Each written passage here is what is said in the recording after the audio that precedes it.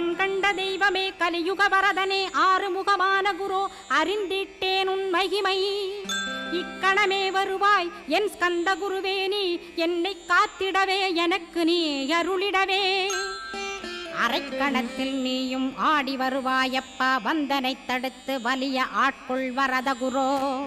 அன்பு தெய்வமே ஆறுமுகமானவனே சுப்பிரமணியனே சோகம் அகற்றிடுவாய் ஞானஸ்கந்தரே ஞானம் அருள்வாய் நீ ஞான தண்டபாணியே என்னை ஞான பண்டிதனாக்கிடுவாய்